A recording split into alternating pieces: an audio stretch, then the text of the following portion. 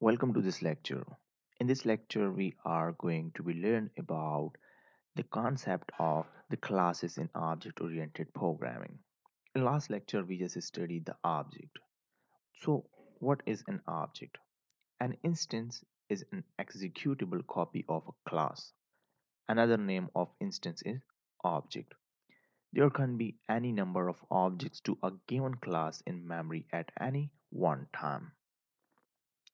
So, what is an class? A class is a structure that defines the data and the method to work on that data. When you write the programs in the Java language, all program data is wrapped in a class, whether it is a class you write or class you use from the Java platform API libraries. So, class is a blueprint or a template from which objects are created. Class is a group of similar objects, and the class is a logical entity. Class is declared using the class keyword. Example, here you can see public class and Java classes. So this is a class name here. Class does not allocate memory when it is created. There is only one way to define class in Java is using a class keyword. What you see here, which is public class and Java classes. So this is a keyword here and this is a class name here.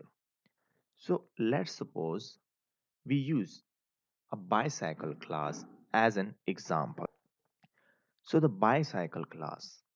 So with racing bikes, mountain bikes and tandem bikes are a subclass of this bicycle class. Now we see the example of these Java classes. So here our this is a modifier keyword class and the Java class's name. So now we just write private string and name. So I just close this code with a semicolon. So here we have the modifier which is a private and this is a type which is a string and then it's a name. Then now we just go to the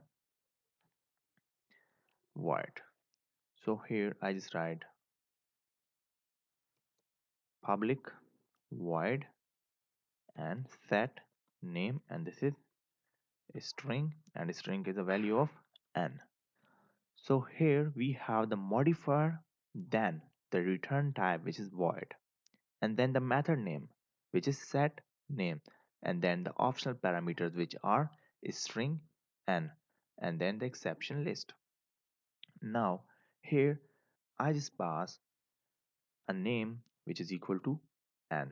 So I just set the passed parameter as a name which is equal to n. Now here I just write public and then a string, and here I just write get and the get is name here.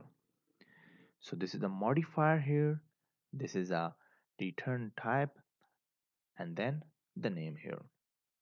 So now here I just return the set name. So here I just write return and then return here is name. So I just return the set name here. Now I just go to the main method. So here after that I just write public static void and main, and then here I just write string arguments. Now here I just write Java class, and I just write here Java classes, and here Java classes 1 which is equal to new Java classes. Okay, so here we have the syntax of Java object creation. So here first of all I just write the class name here, then I just write the object name which is Java classes 1, and then which is equal to new and the class constructor. Now I just set the name of the member of this object. So here Java classes 1 dot set name, and which is, here I just write visitor.